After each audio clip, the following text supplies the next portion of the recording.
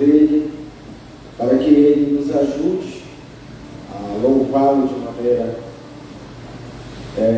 de coração puro, para que ele aceite nossos louvores. E nós iremos fazer uma oração pedindo a direção dele. Oremos. Senhor Deus, Pai maravilhoso, louvado seja o teu nome, porque o Senhor é bom, a tua misericórdia dura para sempre. Ó Pai, somos gratos ao Senhor por essa oportunidade que o Senhor nos dá de mais uma vez juntos louvarmos ao Senhor e aprendermos da sua palavra. Ó Deus maravilhoso, somos gratos ao Senhor pelas tuas bênçãos, Deus, pela provisão, ó Deus, pela paz que o Senhor traz no nosso coração, ó Deus. Te agradecemos pela tua salvação, ó Deus, e a oportunidade de sermos teus servos. Te oramos, pedindo que o Senhor perdoe nossas falhas, nossas negligências, nossos pecados, ó Deus, para que possamos estar com a mente e o coração prontos, ó Deus, para te louvar, para ser edificados espiritualmente pela tua palavra. Te oramos no nome do teu Filho amado Jesus Cristo. Amém. Amém. Muito bem, irmãos. Número 60 do cantor cristão, Coroado.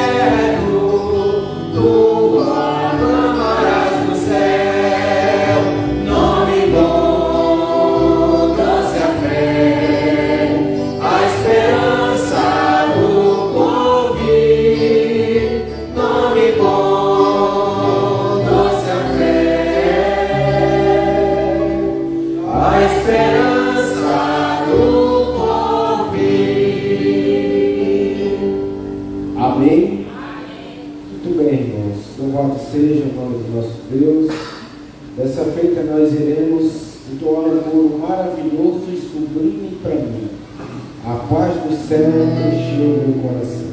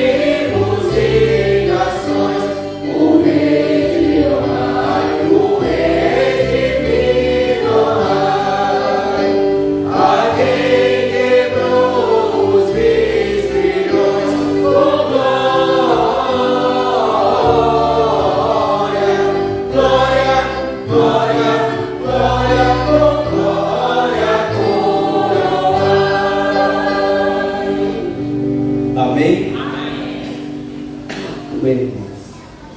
Corinho, aprendi que preciso de ti.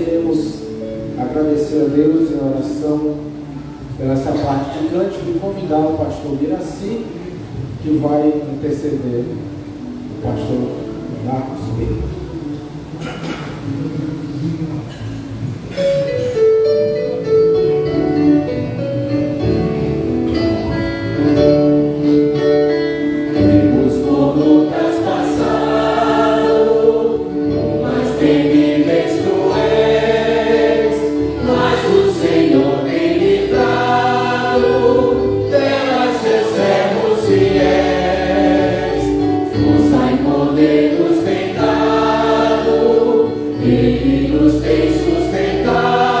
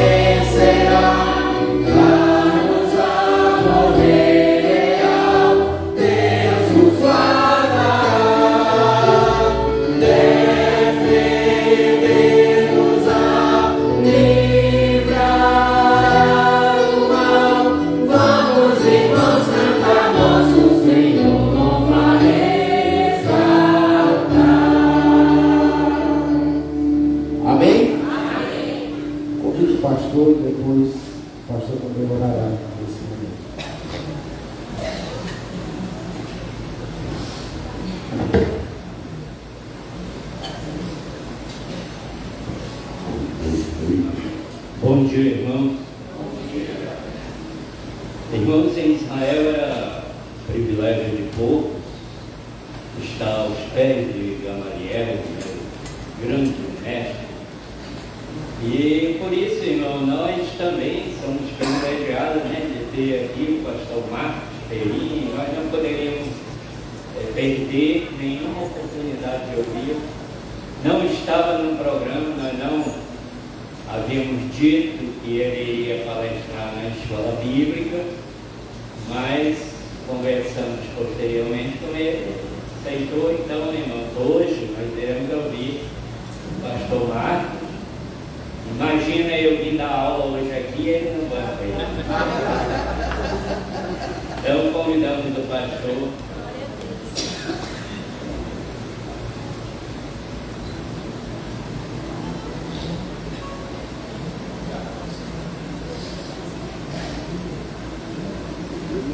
Bom dia, irmãos. Bom dia. Deus abençoe todos vocês com a graça do Senhor Jesus. Amém. Tem sido uma alegria estar aqui com os irmãos, comer açaí raiz.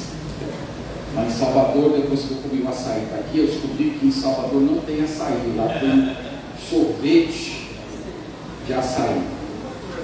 Irmãos, quero louvar o nome de Deus por estar aqui com vocês e agradecer também todo o carinho, as orações, o acolhimento dos irmãos. Nós vamos fazer uma oração a Deus nesse momento, depois nós vamos abrir a palavra dele e meditar por alguns instantes. Vamos orar. Senhor, nós bendizemos o Teu nome nessa manhã. Nós pedimos, Pai, no nome do Teu Filho, perdão pelos nossos pecados, pelas nossas transgressões de palavras, de intenções, de pensamentos, de atitudes. Que o Senhor nos purifique e nos dê um coração novo, renovado, santo, que esteja de acordo, Pai, com a verdade da Tua lei. Nós pedimos por uma transformação profunda que só o Teu Espírito pode proporcionar em nossa vida. Nós também te agradecemos por esta reunião solene, pelas canções que foram entoadas. O desejo do nosso coração, Senhor, é que cada uma delas tenha chegado como expressão do nosso amor, da nossa devoção por Ti, e que o Senhor tenha ficado satisfeito com cada uma delas. Nesse momento, Senhor, nós queremos Te adorar através do ouvir e do interagir com a Tua palavra. E nós suplicamos que o Teu Espírito Santo seja o principal agente desse momento, abrindo o nosso coração, dando-nos afetos apropriados, desviando das distrações, para que a nossa mente seja completamente voltada para o Senhor, e que no final de tudo haja transformação, mudança de vida, alegria em Ti. Nós pedimos essas coisas todas, Pai, para a Tua glória. E particularmente oro pela Igreja Batista Regular da Pituba, que nesse momento também está reunida. Nós oramos para que o Senhor visite aqueles irmãos com as Tuas bênçãos, com a Tua graça, a mesma bênção que o Senhor está derramando sobre nós nesses dias, tendo me alcançar aquele pequeno grupo do corpo de Cristo. Nós pedimos isso no nome de Jesus. Amém. Amém. Amém. Meus irmãos, hoje pela manhã eu quero falar com vocês a respeito de crises na família. Nós vamos falar sobre os elementos que normalmente causam crises dentro da casa e como a Bíblia também nos orienta a tratar a respeito de soluções. Eu peço orações antes de tudo aos irmãos. Ontem à noite recebi uma notícia de uma senhorinha muito amável da nossa igreja que faleceu, e ela sempre foi muito gentil, muito carinhosa comigo, e ela tinha muita vontade que eu celebrasse o culto fúnebre dela, mas aprova ao Senhor que não fosse assim. Então, hoje os irmãos e família estão reunidos lá em torno do corpo dela. Eu sei que ela já está com o Senhor Jesus Cristo. Peço que os irmãos orem por essa família que está enlutada nesse momento. Eu não estou lá para dar assistência, mas o Espírito Santo de Deus, que é o Consolador por excelência, estar presente com aqueles irmãos. Então, irmãos, hoje nós vamos falar sobre crises na família, e eu quero fazer isso a partir do livro de Jó. Queria já convidar os irmãos para abrir a palavra do Senhor lá, no livro de Jó. Os irmãos sabem que o livro de Jó, ele é conhecido especialmente por ser um livro que fala a respeito de perseverança na provação. Todo livro, ele orbita em torno da pessoa de Jó, dos sofrimentos que ele passou, da sua fidelidade a Deus, e como no final de tudo Deus reverteu a história dele e abençoou ele de uma forma dobrada em comparação ao seu primeiro estado. Só que hoje eu queria olhar para os irmãos dentro de um outro prisma. Essa é uma das coisas maravilhosas da Escritura, é que a mesma passagem, a mesma história, ela pode ser observada de diversos focos diferentes. Nós queremos hoje olhar Jó como um homem de família. Nós queremos mostrar ele como um pai, queremos mostrar ele como um marido. Queremos mostrar que antes de tudo, essa crise que ele enfrentou, aquela crise terrível, foi também uma crise familiar. Nós queremos observar o que foi que aconteceu com ele e queremos observar também como ele se preparou para a crise. Então, o nosso objetivo hoje pela manhã é observar como as crises se manifestam, o que normalmente causam as crises e como é que nós podemos nos preparar para o dia mau e como nós devemos reagir quando o dia mau chegar. Então, vai ser mais ou menos esse caminho que nós vamos trilhar hoje, se o Senhor assim nos permitir. Então, nós vamos começar com a primeira questão: como é que as crises se manifestam? Em primeiro lugar, no livro de Jó, as crises podem se manifestar através de perdas financeiras. Nós vemos isso no capítulo 1, versículo 13. Você pode acompanhar comigo até o versículo 17. A palavra do Senhor diz assim: sucedeu um dia em que seus filhos e suas filhas comiam e bebiam vinho na casa do irmão primogênito, que veio um mensageiro a Jó e lhe disse: os bois lavravam e as jumentas passiam junto a eles. De repente deram sobre eles os sabeus e os levaram e os mataram aos servos a fio de espada. Só eu escapei para trazer-te a nova. Falava este ainda, quando veio outro e disse: fogo de Deus caiu do céu e queimou as ovelhas e os servos e os consumiu. Só eu escapei para trazer-te a nova. Falava este ainda, quando veio outro e disse: dividiram-se os caldeus em 3 bandos, deram sobre os camelos e os levaram e mataram aos servos a fio de espada. Só eu escapei para trazer-te a nova. Amém. Os irmãos podem sentar, por favor, me perdoe não ter pedido que vocês levantem essas diferenças culturais. Às vezes o pastor visitante tem que aprender, ou até perguntar ao pastor da igreja como é que funciona, né? A gente vai tentando se adaptar aqui. Mas, irmãos, o que nós vemos aqui no versículo 13 do capítulo 1, se fosse para sintetizar numa frase só, nós poderíamos dizer que o maior empresário do agronegócio do mundo foi a falência em um só dia. Então, em um único dia, ele perdeu todos os seus bens. E os irmãos viram que algumas vezes essa destruição do patrimônio de Jó aconteceu através daquilo que nós poderíamos chamar de causas humanas.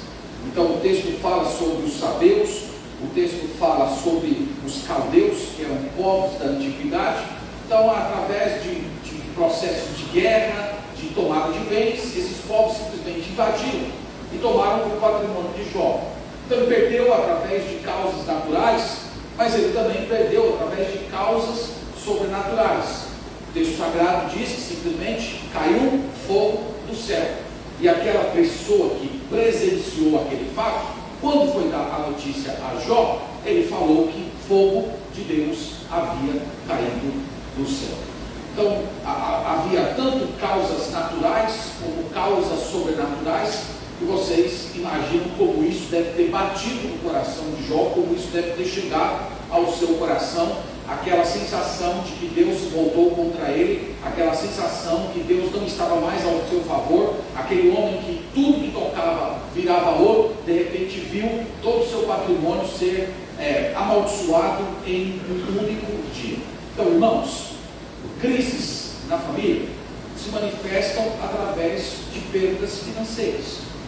Às vezes um desemprego que chega de uma forma inesperada. Às vezes uma movimentação dos negócios que faz uma pessoa perder o seu patrimônio. Às vezes o aumento do custo de vida. Às vezes um dos cônjuges que não faz uma boa gestão das finanças e acaba levando a família toda à bancarrota. Então, crises financeiras têm sido a causa de muitos conflitos no casamento. Eu li um livro que falava a respeito de família uma vez, que o autor enumerava os três principais motivos de crise no casamento. O primeiro tinha a ver com finanças. Então, o primeiro elemento que tem feito muitos casais se entender é como administrar as finanças, é como estabelecer o padrão de família, é como gerir o dinheiro. Às vezes um dos cônjuges é mais econômico, o outro às vezes é um pouco mais mão aberta, e às vezes os casais não conseguem se entender, e isso leva a crises, isso causa problemas dentro do casamento. Então esse é um elemento que traz crise para a família. O segundo, eu chamei de perdas familiares. Capítulo 1, verso 18, leia comigo. Diz assim: também este falava ainda, quando veio outro e disse: estando teus filhos e tuas filhas comendo e bebendo vinho na casa do irmão primogênito, eis que se levantou um grande vento do lado do deserto e deu nos 4 cantos da casa, a qual caiu sobre eles e morreram. Só eu escapei para trazer-te a nova. Então, num dia só, esse homem não perdeu apenas o seu patrimônio, mas ele perdeu o maior bem que um pai e uma mãe pode ter nesse mundo: seus filhos. E ele perdeu todos os seus filhos em um único dia. E ele perdeu, irmãos, seus filhos de uma maneira trágica. Seus filhos morreram esmagados. Um vento de natureza terrível, parecendo um furacão talvez, deu sobre a casa que eles estavam, e eles morreram todos esmagados. Isso aqui, irmãos, é causa de muita crise dentro da família. Na vida ministerial, eu tenho visto como a morte de um filho causa conflitos terríveis dentro de uma família. Produz culpa, às vezes, dos dois, ou às vezes em uma das partes, que fica se lembrando: eu deveria ter feito isso, eu deveria ter feito aquilo, por que eu não fiz isso, por que eu não fiz aquilo? Ou às vezes a acusação, quando um dos cônjuges extremamente ferido começa a culpar o outro por negligência, por algo que deveria ter feito e não fez, ou por algo que fez e não deveria ter feito. Ou às vezes a velha depressão que toma a família, que toma o casal, e eles não têm condições de conduzir mais a vida. Então isso acontece com filhos, isso acontece também com a morte de familiares, pai, mãe, irmãos. Isso também, irmãos, causa, às vezes causado por uma doença. Eu fui pastor de uma família, quando ele morava no Ceará, que um dos filhos dele, o primeiro filho deles, logo cedo, com meses, ele foi diagnosticado com aquela diabetes aquela mais agressiva que existe. E aquela criança, ela teve que ser submetida a um tipo de vida extremamente disciplinada, com alimentação. Então, uma vez o pai desse menino veio falar comigo chorando, e ele falou assim: pastor, meu filho me pediu um pirulito, e eu não posso dar um pirulito para o meu filho, e se eu der um pirulito para ele pode ir no hospital, ele pode parar no hospital. Eles tinham que acordar a madrugada inteira, de 2 em 2 horas, para ficar aplicando insulina no próprio filho. Eles passaram anos levando a vida desse jeito. Então você imagina a quantidade de tensão, de dificuldade que isso impõe dentro da dinâmica de uma casa. Então, problemas de perdas familiares. E nós temos aqui no capítulo 2, versículo 7, um outro problema que atingiu a família de Jó. Você pode ver comigo, diz assim, capítulo 2, versículo 7. Então saiu Satanás da presença do Senhor e feriu a Jó de tumores malignos, desde a planta do pé até o alto da cabeça. Jó, sentado em cinza, tomou um carro para com ele raspar-se. Então sua mulher lhe disse: ainda conservas a tua integridade? Amaldiçoa a Deus e morre. Então aqui nós vemos Jó, poderíamos chamar de um estado de invalidez. Quando o texto sagrado nos diz aqui que ele estava ferido de tumores malignos, a ideia é que ele tinha feridas purulentas, infeccionadas. Ele estava com uma aparência física de causar nojo. E a sua esposa, vendo ele naquela condição terrível, dores por dentro, dores por fora, ela simplesmente chegou a uma conclusão que estava de acordo com os planos do diabo. É que o Deus de Jó não merecia ser adorado. Como é que você pode, Jó, adorar um Deus assim? Como é que você pode conservar a sua integridade? Isto é, como é que você pode continuar amando, prestando culto, rendendo louvores a um Deus que faz isso com você? Um Deus que tira a sua família, um Deus que tira o seu patrimônio, um Deus que tira a sua saúde. Ele não merece ser adorado, ele não merece ser louvado, ele não merece ser homenageado. E ela está dizendo: amaldiçoa esse Deus, isso é, blasfema contra esse Deus, impunha suas mãos, se revolte contra esse Deus e morra, porque é melhor você morrer do que você continuar vivo adorando um Deus que faz isso com você. Então, irmãos, crises familiares aqui manifestada por invalidez. Na igreja que eu sou pastor, tem uma família que foi atingida por um problema desse. Um senhor muito forte, vigoroso, atlético. Ele praticava natação. Eu não sei quantos de vocês já andaram ali na região de Salvador, mas tem a Baía de Todos os Santos, que é uma longa um braço do mar que conecta Salvador à ilha de Itaparica. São 13 quilômetros de mar aberto. E esse homem atravessou de Itaparica a Salvador nadando diversas vezes. Ele era muito forte. E ele sofreu um AVC e já tem quase 10 anos que ele está deitado na cama. Ele não interage, ele não tem qualquer tipo de reação física, ele não se levanta mais, ele não conversa. E ele tem 2 filhos pequenos. Tem uma filha que agora tem mais ou menos 12 anos de idade e um filho de 8 anos de idade. Então vocês imaginem a situação de uma família atingida por isso. E a esposa teve que tomar tudo da liderança da casa, teve que passar a ser pai e mãe. E enquanto isso, o marido está lá no home care, já tem diversos anos. Então, irmãos, invalidez pode atingir uma família. Imagina um casal jovem que estão ali vivendo juntos há pouco tempo, uma das partes sofre um acidente e essa pessoa tem que ficar dentro de uma cama, ou ela está condenada a uma cadeira de rodas. Essas coisas, irmãos, têm acontecido. Nós temos diversos motivos que causam crises na família. Além desses problemas que nós vimos aqui no livro de Jó, nós temos outros problemas que chegaram na igreja hoje. Nós temos casais que simplesmente perdem o interesse um pelo outro. Nós temos situações de individualismo. Simplesmente uma das partes resolve seguir um caminho que não era o caminho quando se casou. Eu acompanhei isso no ministério uma vez, de uma das partes que simplesmente resolveu investir na vida acadêmica e o seu cônjuge não era uma pessoa que valorizava tanto assim a formação acadêmica, e de repente eles dois já não se entendiam mais, porque um estava querendo ir por um caminho diferente do outro. Nós temos, irmãos, problemas com mentiras, traições, questões familiares, fora as filosofias do nosso tempo.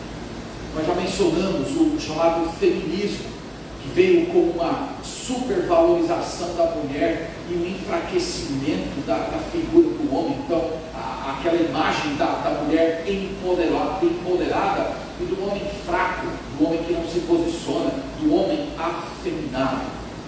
Hoje nós temos outros problemas. Eu não sei como é que os irmãos têm sentido essas coisas aqui um pouco mais na vida interiorana. Às vezes a vida interiorana, ela protege um pouco mais do que certas tendências que estão acontecendo na capital. Mas coisas que eu tenho visto e que os irmãos não estão vendo, em breve elas vão chegar aqui também para vocês, é um ambiente de anticristianismo. Os nossos filhos estão sentindo isso nas escolas, com professores ateus, com hostilidades aos filhos dos crentes. Na nossa igreja nós temos uma adolescente que é muito consagrada ao Senhor. Ela é muito querida na igreja e ela é um exemplo de vida cristã, uma menina muito dedicada, muito amada, serva do Senhor, que leva a vida cristã muito a sério. E ela estudava numa das escolas mais importantes e mais caras de Salvador.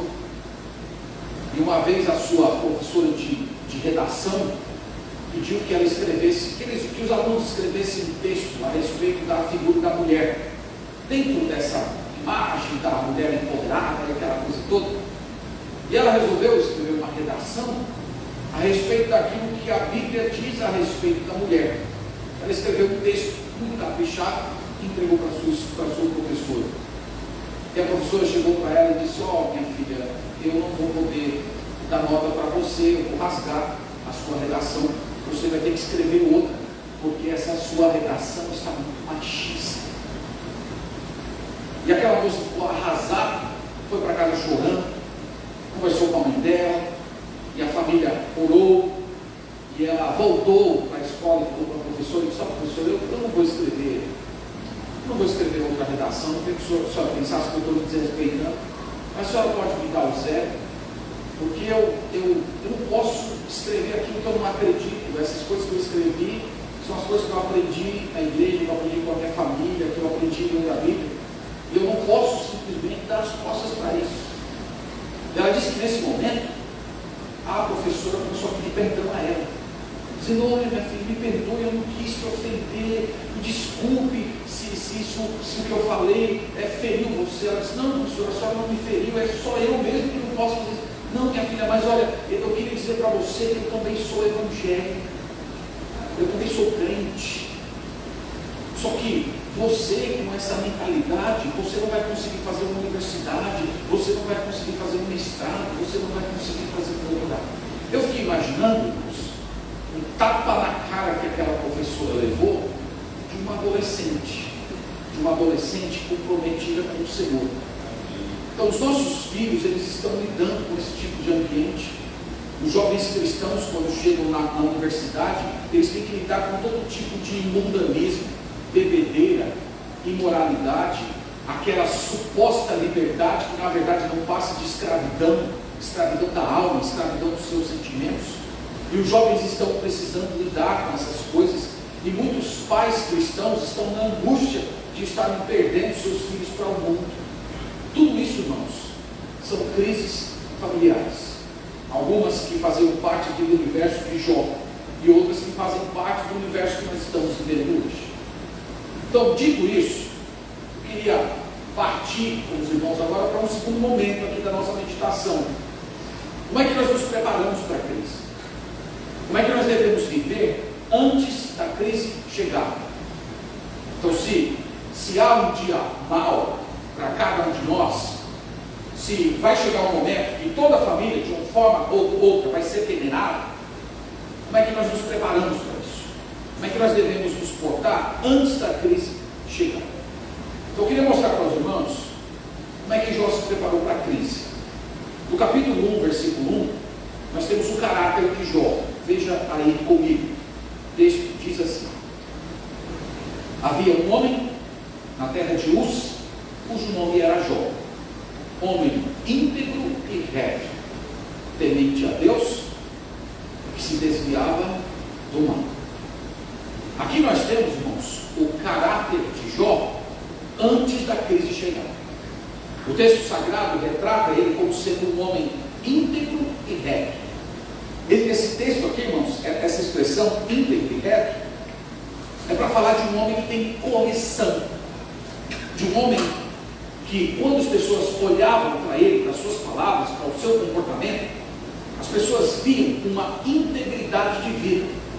Ele era alguém que de fato tinha uma presença marcante pela sua correção. Ele tinha a palavra correta, ele sempre agia de uma maneira que estava equivalente ao que ele queria. Mas o texto fala não só da sua postura exterior. A palavra de Deus também diz a respeito do seu coração. Como era o seu coração? O seu coração era temente a Deus e que se desviava do mal. Então, esse homem, ele não tinha apenas uma postura externa correta. Vocês sabem que algumas pessoas, elas possuem até atitudes corretas externas, mas o seu coração está perdido, o seu coração está longe de Deus. Lembra de Jesus falando: esse povo me adora com os lábios, mas o seu coração está distante de mim. Jó não era assim. Ele era um homem íntegro e reto, mas ele era um homem temente a Deus e que se desviava do mal. Você sabe o que é temer a Deus? Você sabe o que isso significa? Às vezes as pessoas pensam que temer a Deus se resume a uma espécie de relacionamento na qual você fica ali meio com medo de Deus, aquele relacionamento, assim: olha, eu não posso fazer alguma coisa errada, porque se eu fizer alguma coisa errada, Deus vai pesar a mão em mim. É verdade que isso é um elemento sim do nosso relacionamento com Deus, mas irmãos, temer a Deus é mais do que isso. Temer a Deus é possuir uma espécie de uma reverência interior que promove em nós o desejo de estar mais perto dele, de ter comunhão com ele, de se aproximar dele, de falar com ele, de obedecer a ele.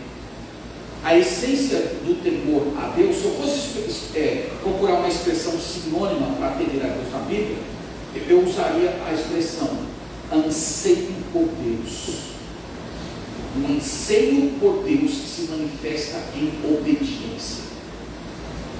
Então você tem desejo por Deus, você sente vontade de orar, você tem vontade de caminhar com o Senhor, o seu coração pulsa por estar na presença de Deus, entoando canções, falando a respeito dele, pensando sobre ele. Então, se você é uma pessoa assim, você teme a Deus e, por consequência, se desvia do mal. Então, irmãos, é assim que Jó vivia antes da crise. Então, se você olhasse para aquele homem, você veria um homem correto, mas que, sobretudo, um homem que amava a Deus, que tinha anseio por ele e tinha uma vida consequente de obediência.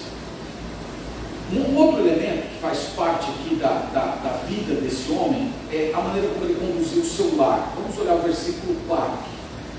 Diz assim: seus filhos iam às casas uns dos outros e faziam banquetes, cada um por sua vez, e mandavam convidar as suas 3 irmãs a comerem e beberem com eles. Então, irmãos, o texto fala aqui que entre os filhos de Jó não havia aquele ambiente de ciúme, inveja, hostilidade, rivalidade. Vocês sabem que numa família em que há muito dinheiro, em que muitas vezes a herança futura está em jogo, os filhos começam a brigar. Os filhos começam já previamente ter uma certa rivalidade, já pensando no posicionamento, já pensando no que cada um pode ganhar, no que cada um pode lucrar. E muitas vezes, irmãos, isso acontece em famílias que nem são abastadas. Tem uma família da nossa igreja que está passando por isso agora. O irmão veio conversar comigo, pedir oração. A herança da família é uma casa do interior. A casa do interior, que do ponto de vista financeiro não vale mais do que 100 mil reais, para dividir para 5 filhos. Imagine isso. E eles estão brigando, eles estão virando inimigos por causa desse patrimônio. Porque, irmãos, essa questão não tem a ver com dinheiro, essa questão tem a ver com o coração. Quando a Bíblia fala de avareza, às vezes a gente confunde a avareza pensando que a avareza é um pecado de quem tem muito dinheiro. Não. A avareza, ela não precisa ter muito dinheiro. Tem pessoas que por causa de uma moeda e tem pessoas que perdem a vida por causa de uma fortuna. Então, veja como era a família desse homem aqui. O texto fala que eles celebravam a vida com alegria e comunhão. Eles estavam sempre juntos, eles estavam sempre perto, eles estavam convivendo naquele ambiente harmônico, naquele ambiente amável. E o que nós vemos por detrás, irmãos, de tudo isso? A figura do pai. O pai criou um ambiente dentro da sua casa em que os filhos celebravam a vida com muita alegria, com muita comunhão e com muita fraternidade. Havia amizade entre os seus filhos. E ele foi quem promoveu esse tipo de ambiente na sua casa. No versículo 5, tem mais um elemento aqui muito importante. Muito bonito isso aqui, inclusive. Decorrido o turno de dias de seus banquetes, chamava Jó a seus filhos e os santificava. Levantava-se de madrugada e oferecia holocaustos segundo o número de todos eles, pois dizia: talvez tenham pecado os meus filhos e blasfemado contra Deus em seu coração. Assim o fazia Jó continuamente. Tem várias coisas que merecem a atenção nesse versículo aqui. Primeiro, irmãos, nós vimos que esse homem era um homem rico. Ele era um homem de muitas posses. O patrimônio dessa época que era medido em torno do gado, em torno das terras, em torno do número de servos. E ele tinha um patrimônio enorme. Ele era o homem mais rico do Oriente. Mas mesmo assim, um homem cheio de compromissos, o texto diz que ele orava pelos seus filhos. Ele era uma espécie de sacerdote do lar. Então ele era uma pessoa que estava constantemente buscando a face de Deus em prol da saúde espiritual dos seus filhos. Ele não descansava. O texto diz que ele fazia isso continuamente. Então você pode imaginar o tamanho do patrimônio desse homem, a quantidade de pessoas que ele tinha que gerir, a quantidade de pessoas que vinham a ele diariamente para resolver os seus problemas, mas isso não impedia que ele buscasse a face do Senhor e que ele estivesse constantemente em oração em benefício da saúde espiritual dos seus filhos. Isso é uma lição para os pais, que muitas vezes utilizam do trabalho, das ocupações, dos compromissos diários como uma espécie de fuga, de desculpa para não buscar a bênção de Deus e ministrar a sua própria família. Esse homem fazia isso. Outro elemento que chama a atenção aqui é que ele se preocupava com o coração dos seus filhos. Veja que o texto diz assim: talvez tenham pecado meus filhos e blasfemado contra Deus no coração. Isso, irmãos, é uma coisa muito instrutiva para todos nós que somos pais. Os pais não deveriam se preocupar apenas com os aspectos exteriores dos filhos, mas com o coração. Às vezes os pais olham para os seus filhos e dizem assim: olha, meus filhos são bons filhos, meus filhos não falam palavrão, meus filhos me respeitam, meus filhos são bons alunos, respeitam os mais velhos, realizam as suas atividades com fidelidade. Mas, irmãos, quem anda com o Senhor em maturidade não se preocupa apenas com os fatores externos, se preocupa com o coração. E nós vemos aqui a preocupação de Jó. Ele estava falando isso. Talvez eles tenham pecado no coração, talvez eles tenham dado as costas para o Senhor no coração, talvez eles estejam vivendo num ambiente familiar saudável, alegre, mas no coração eles blasfemaram, eles deram as costas para o Senhor. E ele vivia preocupado com isso, ele vivia preocupado com a alma, com o interior de seus filhos. E por isso ele cultivava uma vida de oração, de intercessão e de sacrifícios oferecidos a Deus em prol da saúde espiritual da sua casa.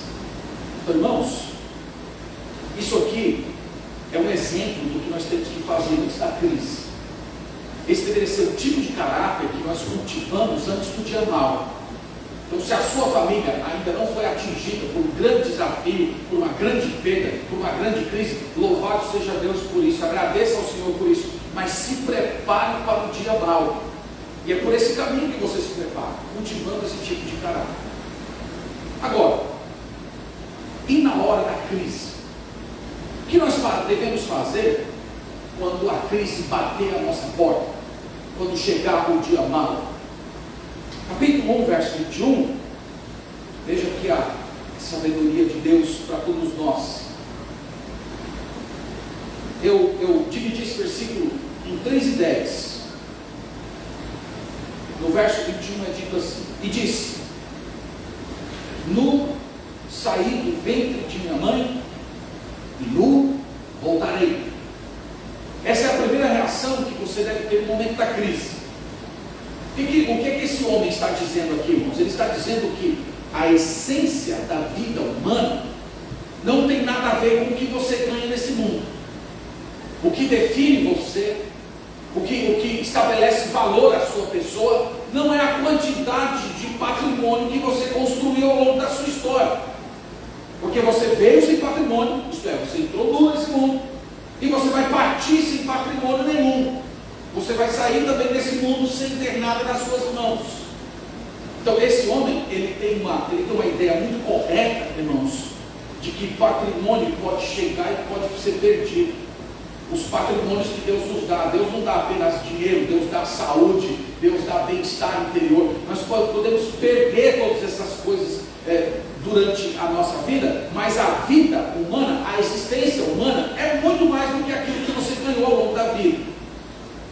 Segunda parte do verso 21, ele diz: o Senhor deu e o Senhor tomou. Essa frase é uma frase muito instrutiva. Deus dá. Nós dizemos: não, mas fui eu que conquistei, fui eu que trabalhei, eu sou uma pessoa zelosa com a minha saúde, eu me alimento direito, eu venho cultivando uma vida saudável nos últimos anos. Irmãos, Deus dá e Deus toma. O Senhor é soberano nisso. O Senhor é que dirige a nossa história. Então há pessoas que levam uma vida saudável, como aquele Senhor lá da nossa igreja, e de repente Deus vem e toma a saúde. E tem pessoas que não são zelosas com a sua saúde, e parece que nada abala aquela pessoa, ela tem uma saúde fértil. Deus dá, Deus tira. Isso faz parte do plano do Senhor. Nós não sabemos explicar o porquê essas coisas acontecem. Isso faz parte do domínio do Senhor. E é isso que esse homem está afirmando aqui. O Senhor dá, o Senhor tira. Isso é algo do plano. Isso é algo da mente de Deus. Isso tem a ver com o seu plano eterno. Isso tem a ver com os seus propósitos da minha vida, nesse mundo, e com os propósitos relacionados à sua própria glória. E a terceira frase é maravilhosa. Ele diz: bendito seja o nome do Senhor. Aqui, irmãos, ele está adorando. Irmãos, imagina alguém dizer bendito seja o nome do Senhor depois de sepultar todos os seus filhos, depois de receber as notícias que seus filhos morreram de uma forma trágica. Bendito seja o nome do Senhor. Então esse homem, ele adorava a Deus, ele louvava a Deus em toda e qualquer circunstância. Ele está aqui se contrapondo às ideias da sua esposa. Deus é digno de ser adorado. Deus é digno de ser adorado mesmo quando Ele toma a nossa saúde. Deus é digno de ser adorado mesmo quando as nossas finanças se acabam. Deus é digno de ser adorado mesmo quando os nossos filhos morrem. Deus é digno do nosso louvor. Então isso aqui, irmãos, é o tipo de postura que um crente maduro manifesta na hora da crise. Ele continua louvando ao Senhor. Ele continua bendizendo ao Senhor. Ao longo do livro a gente vai ver ele lutando com Deus. Algumas vezes ele vai falar coisas muito pesadas para o Senhor, mas tem uma coisa que chama a atenção nesse livro: ele nunca parou de orar. Lá no capítulo 19, versículo 25, ele vai dizer: eu sei que o meu Redentor vive. Então, mesmo em toda a luta interior que ele passa, ele ainda continua confiando e crendo que o Senhor é o seu Redentor. Irmãos, deixe-me agora deixar um pouco esse homem de lado. Eu queria tentar trazer para nós aqui algumas ideias, algumas reflexões que nós podemos aprender a partir dessa história bíblica e de outras passagens da Escritura. Em primeiro lugar, as crises vão chegar na sua família. Elas vão chegar na sua casa. Algumas vezes a crise chega por causa de culpa nossa mesmo, erros, pecados que cometemos. Mas outras vezes não vai ser por causa de pecados que cometemos, vai ser simplesmente porque vivemos num mundo caído, vivemos num mundo pecaminoso. Deus falou lá para Adão no dia que expulsou eles do Éden: maldita é a terra por tua causa. Nós vivemos num mundo amaldiçoado, nós fomos expulsos do jardim, e por causa disso nós estamos sujeitos aos espinhos, nós estamos sujeitos aos males desse mundo. Então pode chegar na forma de problemas financeiros, pode chegar na forma de doença, de morte, problemas familiares, divergência de temperamento, invalidez. Diversas maneiras podem chegar as crises. As crises podem ser causadas por fatores desse mundo caído, como eu disse, mas muitas vezes por causa dos ataques de Satanás. Lembra de Jesus dizendo a Pedro: Satanás reclamou você. Satanás ele pediu você para te peneirar, mas eu orei por você para que a tua fé não desfaleça. Então pode ser que Satanás vai requerer você a Jesus, vai querer peneirar você na peneira da aflição, da dificuldade, do problema. A Bíblia diz que ele é como um leão que está rugindo, querendo nos atacar, querendo nos destruir. Então as crises, elas vão chegar. Se elas não chegaram ainda, louve ao Senhor por isso, agradeça todos os dias. Mas o fato, irmãos, é que ela vai chegar um dia, e nós precisamos estar prontos. Como é que nós nos preparamos para a crise? Nós nos preparamos para a crise alicerçando a nossa família no Senhor. Vamos ler Mateus capítulo 7, versículo 24. Eu sei que esse versículo já é bem conhecido dos irmãos, mas vale a pena que a gente olhar um pouco mais de perto dentro dessa ótica de se preparar para a crise. Mateus 7, 24, ele fala assim: todo aquele, pois, que ouve estas minhas palavras e as pratica, será comparado a um homem prudente, que edificou a sua casa sobre a rocha, e caiu a chuva, transbordaram os rios, sopraram os ventos e deram com ímpeto contra aquela casa, que não caiu, porque fora edificada sobre a rocha. Aqui ele fala do homem prudente e do homem tolo. O que o homem prudente e o homem tolo têm em comum aqui nessa parábola de Jesus é o fato de que a crise chegou na casa de ambos. A crise chegou na casa daquele que construiu sobre a rocha, e a crise também chegou na casa daquele que construiu sobre a areia. Então a crise chegou. Aqui as imagens que Jesus utiliza, ele fala de rios, ventos, tempestades. Então ele está utilizando imagens que retratam problemas terríveis, problemas que ameaçam destruir. Ele diz aqui que o prudente é aquele que construi a casa sobre a rocha. E rocha, aqui vocês sabem, tem a ver com a palavra do Senhor. Todo aquele, pois, que ouve essas palavras e as pratica. Então a questão é: onde é que você está edificando a sua família? Onde é que você está construindo a sua casa? Qual é o alicerce da sua família? É a sua conta bancária? É o seu carisma? É a sua inteligência?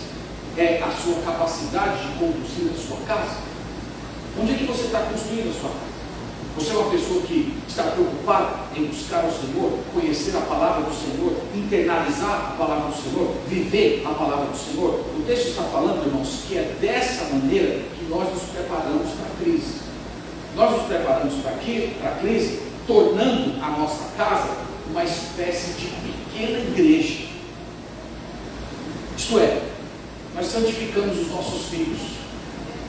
Nós santificamos os nossos filhos com as nossas orações, com as nossas intercessões. Enquanto os nossos filhos estão dormindo, nós estamos com a nossa mente, com o nosso joelho curvado no chão. Senhor, abençoa meu filho. Senhor, abençoa minha filha. Senhor, preserva meu filho, preserva minha filha. Senhor, eu não sei como é que está o coração do meu filho, mas o Senhor sabe. Ministra o coração, salva, edifica, transforma, santifica. É isso que nós fazemos, irmãos. Nós criamos um ambiente em que Deus reina, em que o Senhor é a pessoa mais importante da nossa casa. Filhos e cônjuges edificados em união, amando, desfrutando ao Senhor. Esse é o maior presente, esse é o maior legado que nós podemos deixar para a nossa família. Então é assim que nós nos preparamos para isso.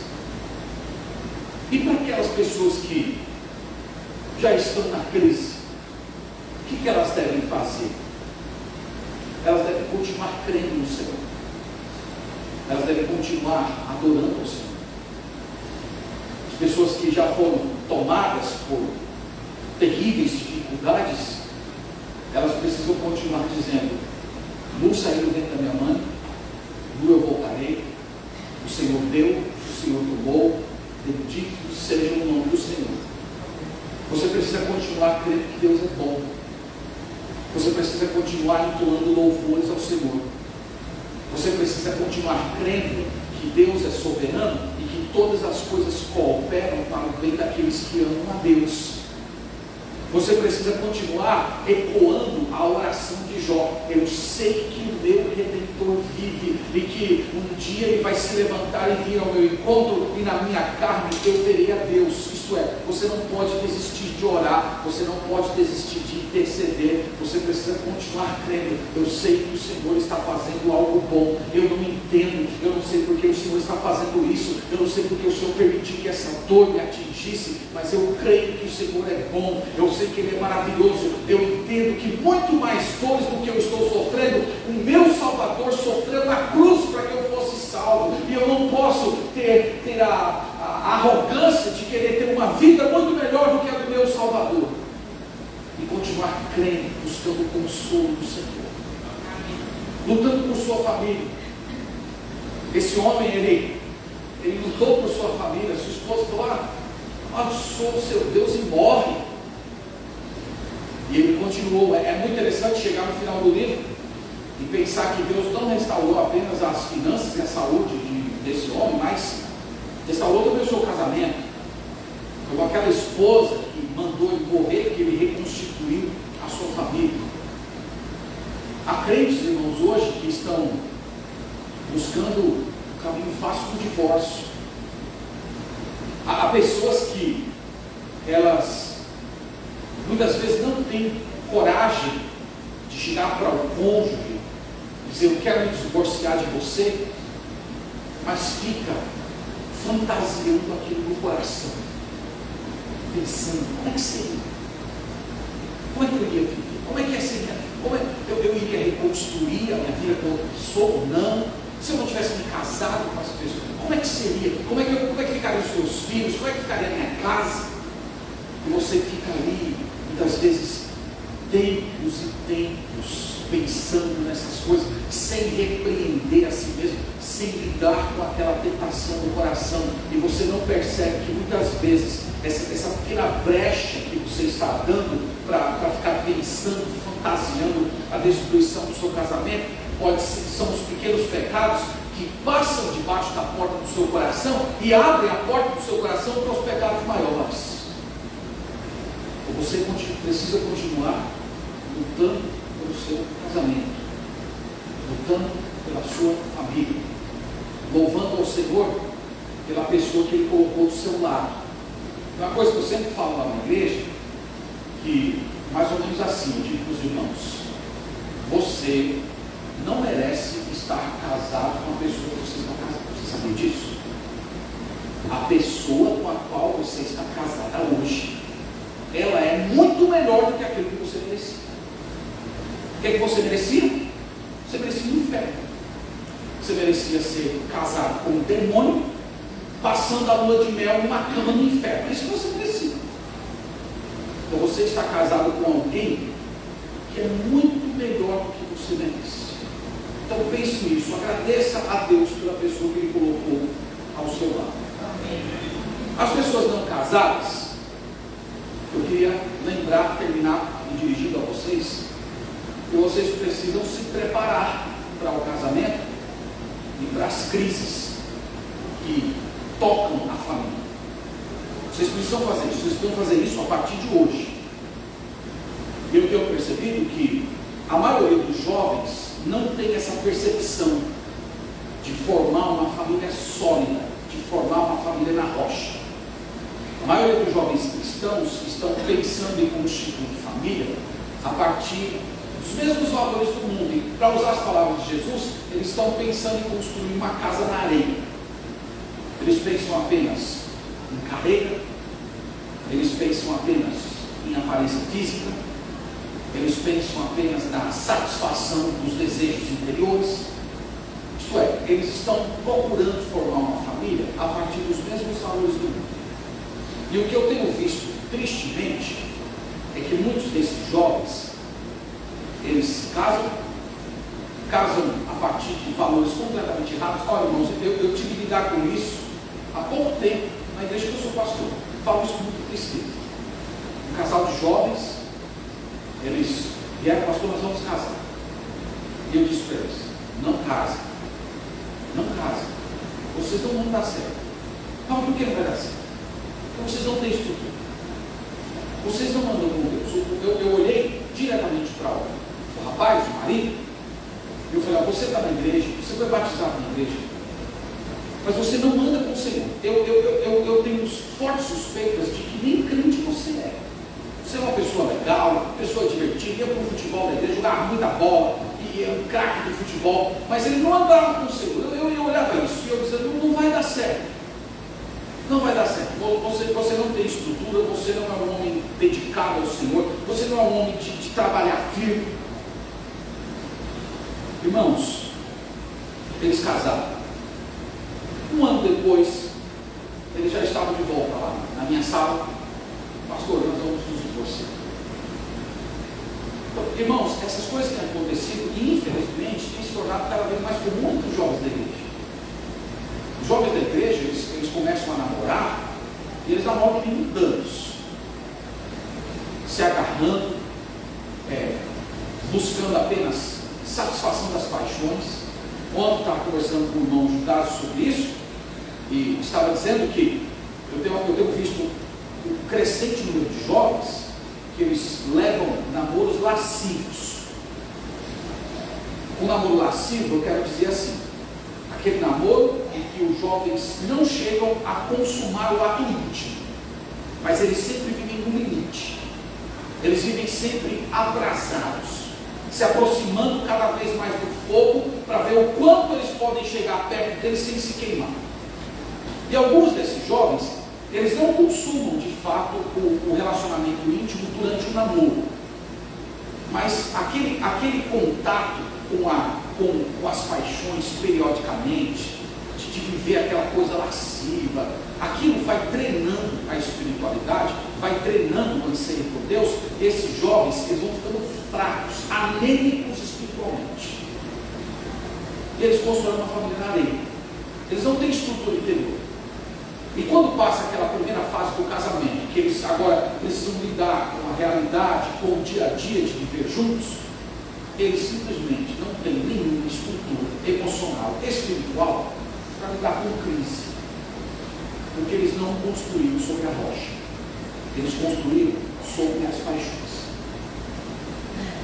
E aí eu queria pedir licença ao pastor Miraci, dizer que vocês devem atender sobretudo ao que ele está falando, como ele orienta os jovens, mas na nossa igreja em particular, eu tenho orientado os jovens a adotarem um relacionamento do tipo corte.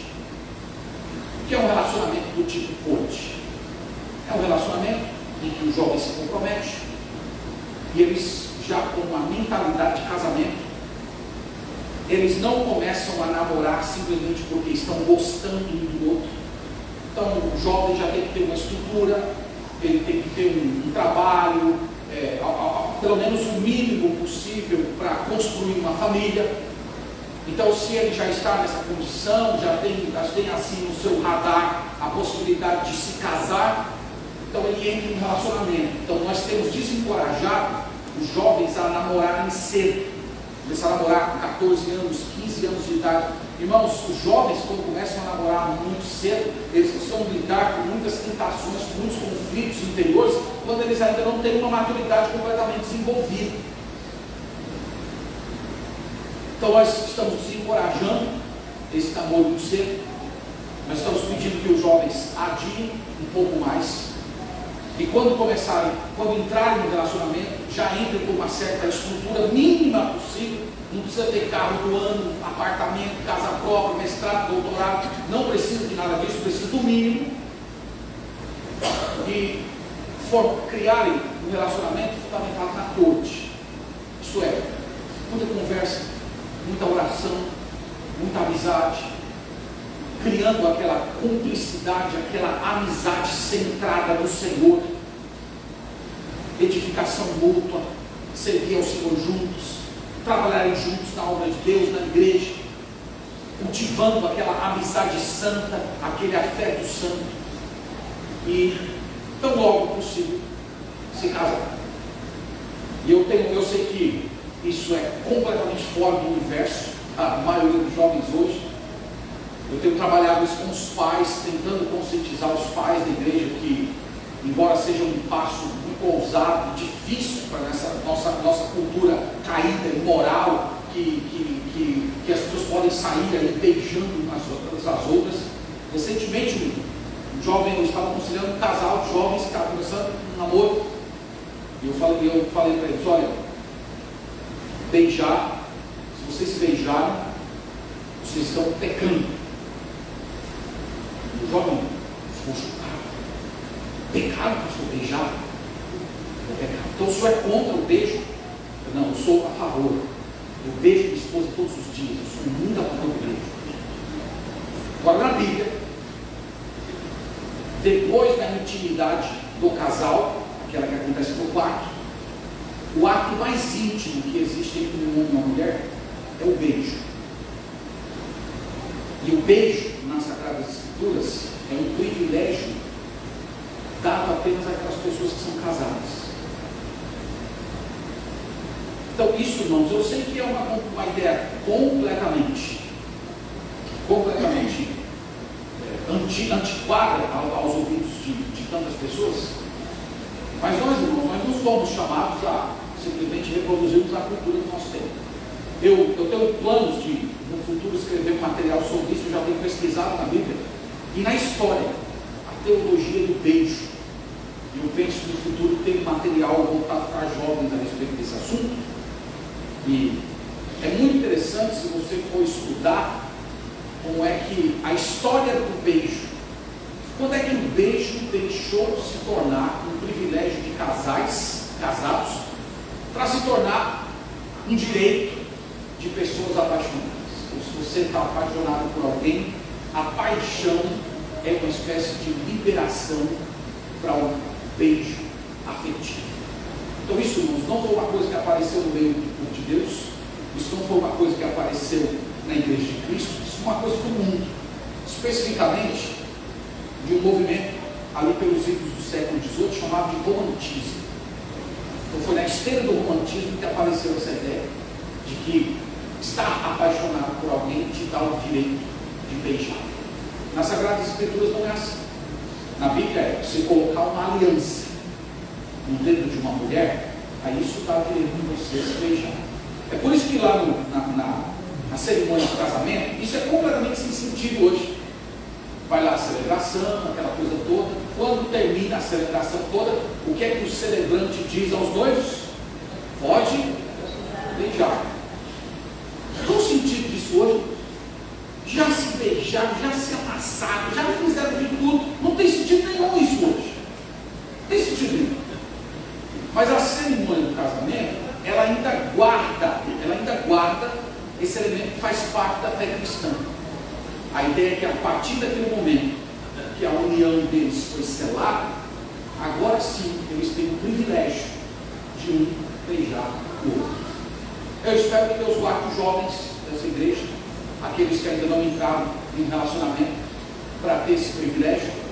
E vocês, jovens, que infelizmente já ultrapassaram essa linha, Vocês podem hoje se arrepender diante de Deus, dar um passo atrás e dizer: Senhor, eu quero me comprometer daqui para frente com uma vida de santidade, eu quero me guardar completamente, eu quero ser fiel à pessoa que eu vou me casar. Eu nem sei quem é ainda, mas eu já quero ser fiel a essa pessoa a partir de hoje.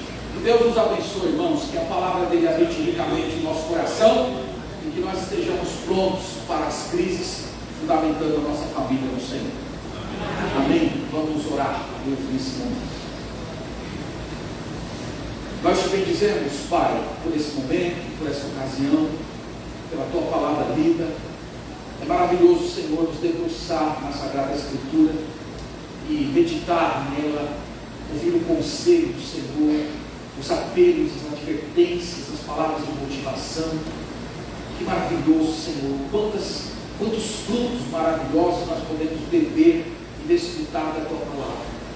E hoje, Senhor, depois de meditar em todos esses assuntos, nós suplicamos, Senhor, que o teu Espírito Santo nos aplique ao nosso coração, mudando a nossa mente, o nosso coração, mudando os nossos anseios, os nossos desejos, e nos ajude, Senhor, a construir uma vida sobre a rocha.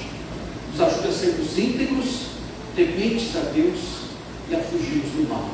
Nós oramos para que no dia mal também nós glorifiquemos ao Senhor e que aquelas pessoas que já estão experimentando isso, elas continuem glorificando, louvando e bendizendo a Ti. É o que nós pedimos no nome de Jesus. Amém. Amém. Amém. Fala demais aí. Desculpe.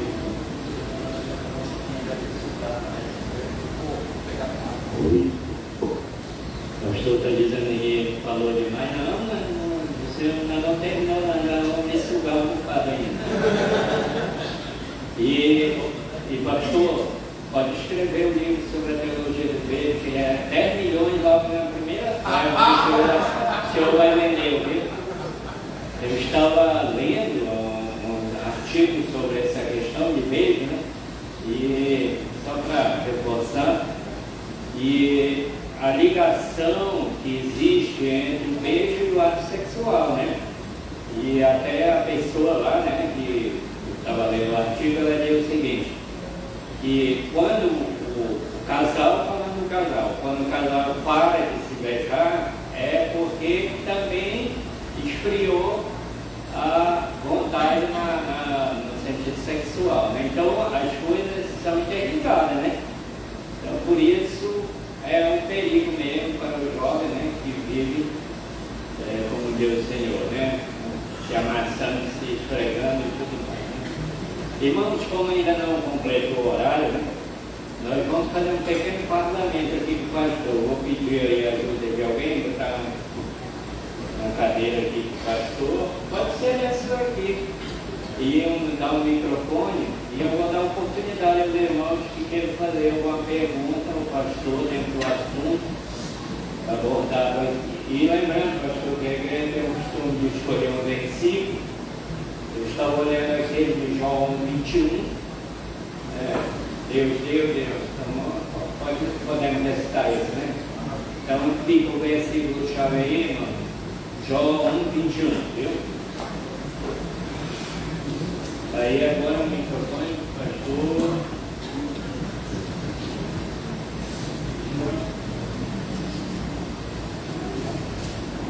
Júlia, libera mais esse microfone aí, pastor.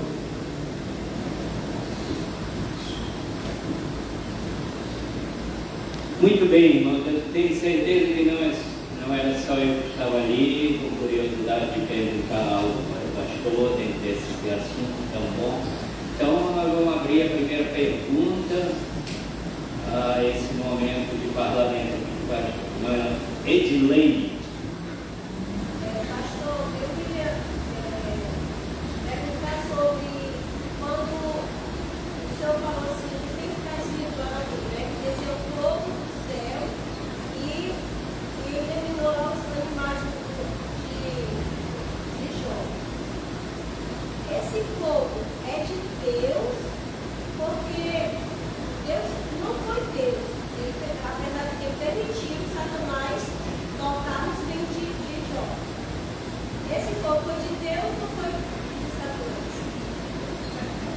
esse fogo foi de Deus e foi de Satanás.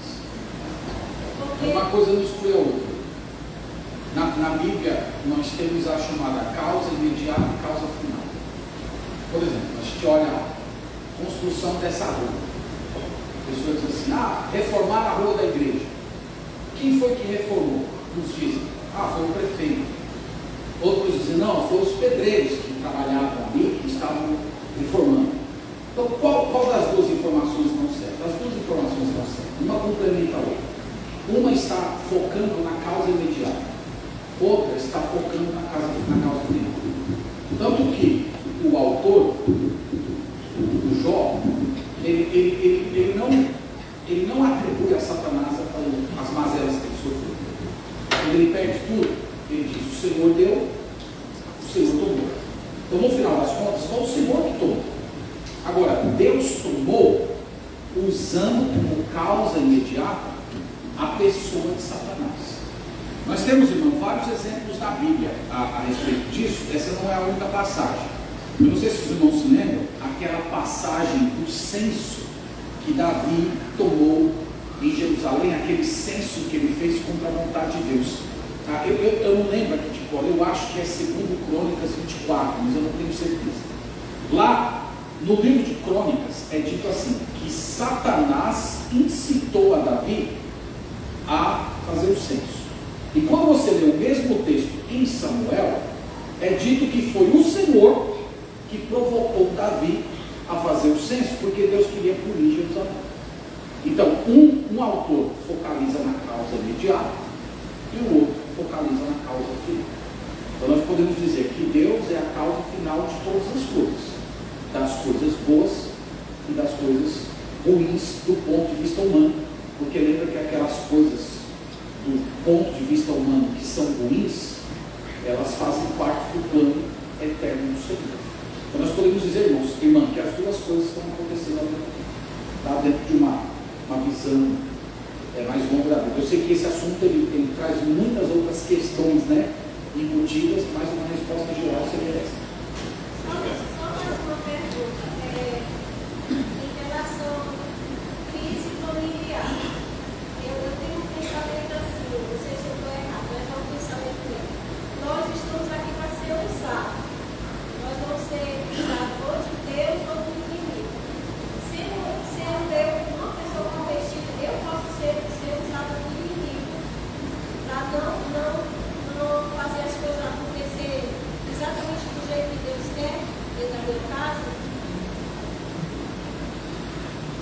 Então, se a irmã está falando, perguntando, no sentido de que eu posso agir de uma forma contrária à vontade revelada de Deus dentro da minha família, por exemplo, como pai, Deus requer que eu ame a minha esposa como Cristo amou a igreja, que eu crie os meus filhos na disciplina e demonstração do Senhor. Então, se a irmã está perguntando no sentido de que eu posso viver de uma forma em oposição à verdade revelada de Deus, a resposta é sim. Né? E nesse sentido, nós acabamos sim sendo instrumentos do inimigo, infelizmente. Até Pedro, o apóstolo, esteve nessa situação ao ponto de Jesus dizer: arreda Satanás. Então, naquele momento, Deus estava falando de uma maneira que estava em acordo com o plano do inimigo das nossas vidas. Chame aqui na frente, O irmão que queira falar, vem no microfone aqui para a gente ouvir a sua pergunta. O auditório ouvir a sua pergunta, aí para saber onde é que está as duas coisas. Então,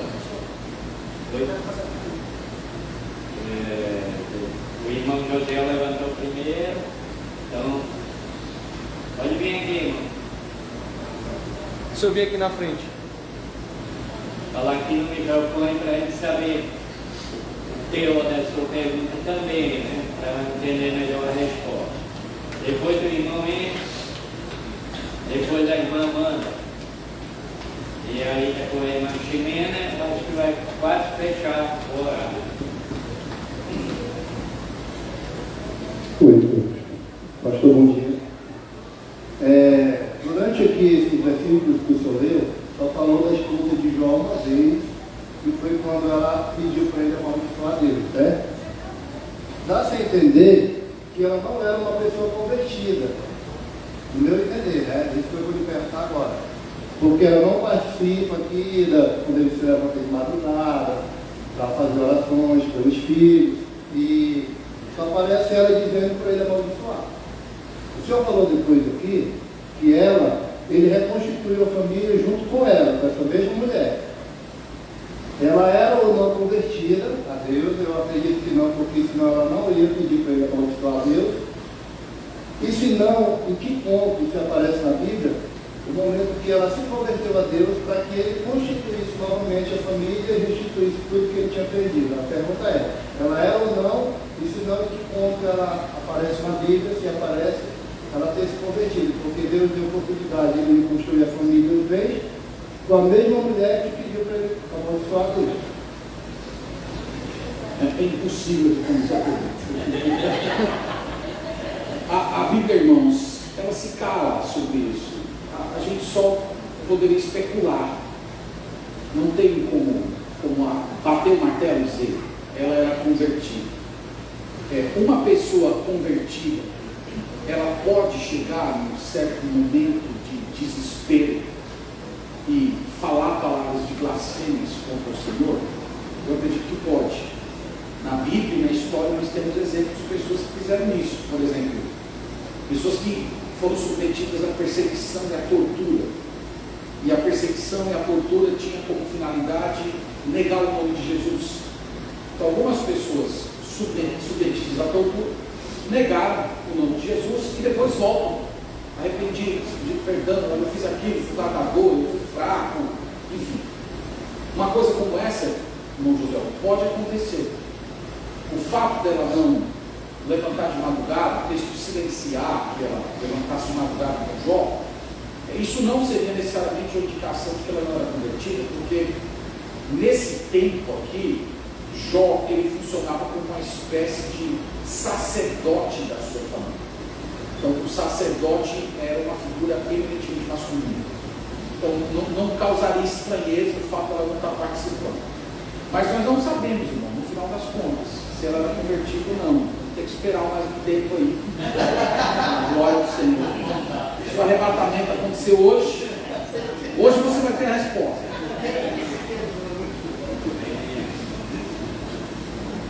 Irmão Enio.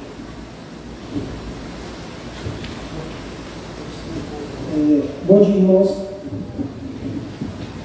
Desde o primeiro capítulo, o senhor falou sobre o caráter de Jó e foi falando sobre tudo o que aconteceu com ele, né? Perdeu seus bens, perdeu seus filhos. A minha pergunta é até semelhante à do irmão José, mas um pouco diferente. Ele não perdeu a mulher dele em nenhum momento, não perdeu a mulher dele em nenhum momento, e nada aconteceu com ela, pelo menos a Escritura não relata. O Senhor disse que a reação dela, quando ela disse amaldiçoa esse Deus e morre, foi exatamente aquilo que Satanás queria. A mulher de Jó era a última jogada de Satanás para tentar derrubar ele perante Deus? Essa é a pergunta. Novamente, irmão, o texto não deixa claro isso. A gente cairia também numa forma de especulação.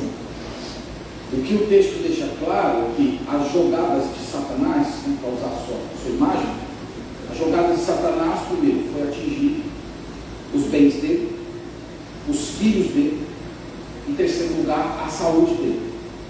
E nós percebemos isso com o próprio diálogo que ele teve com Deus. Então, primeiro ele argumenta com Deus assim, mas é claro que Jó vai ser fiel a ti, olha. Tudo que ele toca vira ouro, ele é abençoado, ele tem filhos, ele tem tudo que uma pessoa pode ter. Agora tira dele. Se tirar, ele vai blasfemar. Aí, no primeiro movimento, Satanás tira tudo.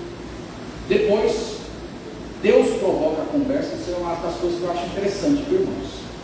Não é Satanás que chega lá em Deus para ter uma audiência com ele para conversar sobre Jó. Né? Satanás está lá e Deus puxa o assunto com ele. E aí? Já viu lá meu servo Jó? É uma coisa interessante isso, né? Deus que provoca a conversa. Vocês acham que Satanás estava de olho? Jó, claro que sei que é Jó sim.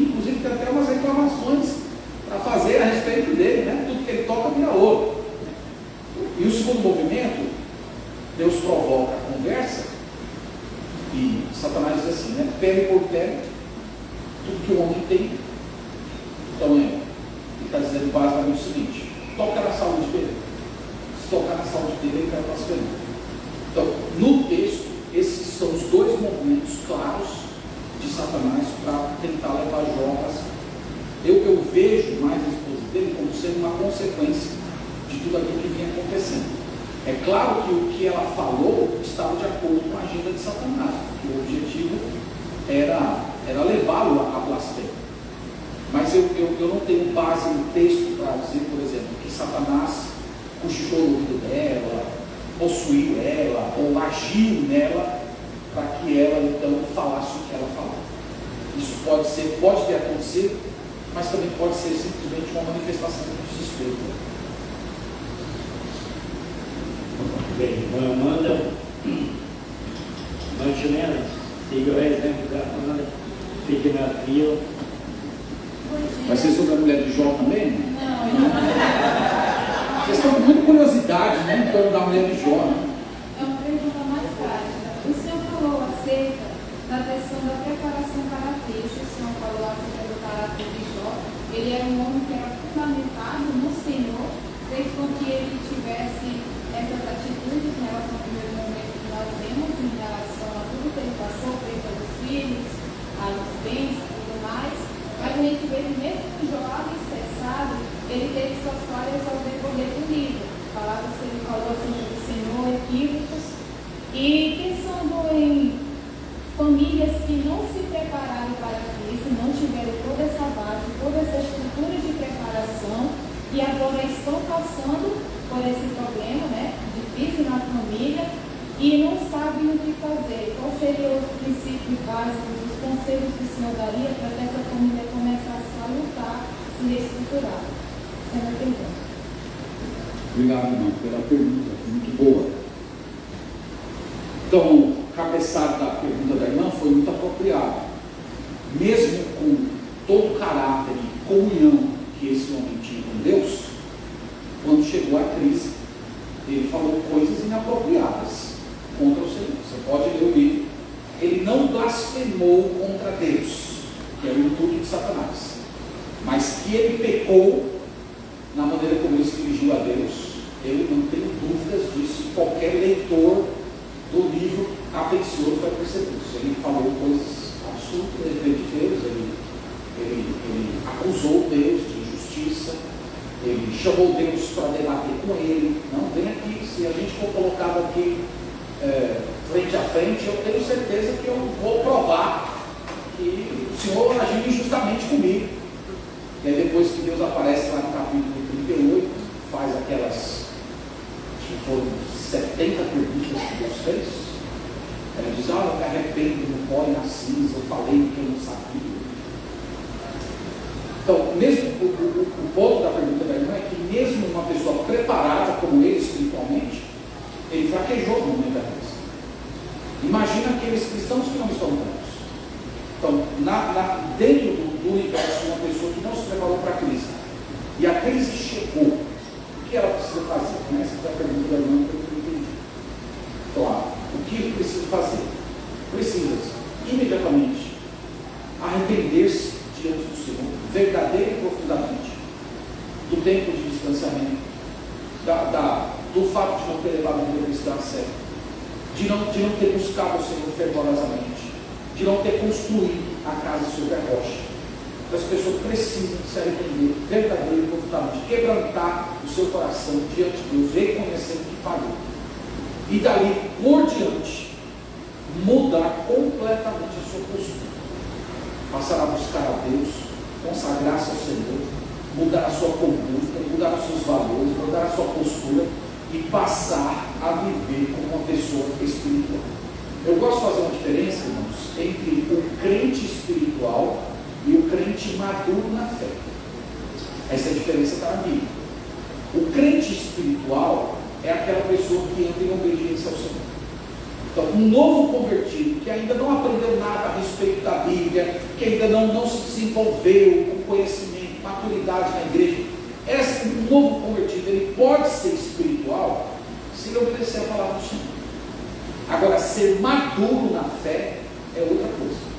Ser maduro na fé envolve tempo, envolve caminhar com Cristo, lidar com os seus acertos, lidar com as suas falhas, lidar com conflitos. Então isso vai produzindo uma espécie de robustez de caráter cristão, que faz com que a pessoa se torne alguém maduro na fé. Então o que eu diria, irmão, para uma pessoa nessa condição é: torne-se de hoje em diante uma pessoa espiritual. Maduro na fé, talvez como consequência da sua aflição você se tornará. Mas é possível você ser uma pessoa espiritual a partir de hoje, se você andar em obediência, comunhão com o Senhor, respondendo biblicamente a cada um dos seus desafios. Eu estou Obrigado, pastor. Completo aí. Nós vamos dar a chance para alguém que estava aí na fila e ainda não teve a oportunidade. Ah, cheguei. Desculpa. Deve ser que a mãe já era. Bom dia, irmãos. Eu saúdo a de papai do Senhor, né? Como a primeira parte que você falou de Jó, né? Primeiro, no capítulo 1 ao 2, Jó era um homem que se desviava do mal, né? Um homem que orava de feito ao mente mesmo. E nós observamos que o senhor acabou de falar que ele foi colocado à prova na questão do financeiro, da familiar e do sentimental, relacionado ao casamento. Mas o que me chamou mais atenção foi a questão de um homem íntegro passar por toda essa tribulação. Que hoje, pelo que eu analisei da Bíblia, a Bíblia não conta um homem que passou por tanto sofrimento em tanto tempo que nem Jó. Então, a minha curiosidade é que, lá em Efésios 6,12, o apóstolo Paulo fala que a nossa luta não é contra a carne nem sangue, mas é principados e potestades, coisas a qual nós não podemos contemplar. A minha curiosidade fica como cristão nos tempos atuais de hoje. Como nós podemos identificar quando uma tribulação vem que é de Deus e que é do inimigo? Porque muitas das vezes, quando o mal vem sobre nós, as pessoas tendem a dizer: foi uma coisa do inimigo, foi o diabo, foi o inimigo das nossas almas. E você fica naquele momento paralelo pensando, se questionando se veio de Deus, no caso, permissão de Deus, ou foi totalmente do inimigo. Então, nesse versículo, eu me pergunto assim, que ele falou: não é contra a carne e nem sangue, mas é principado, coisas das quais nós não podemos contemplar.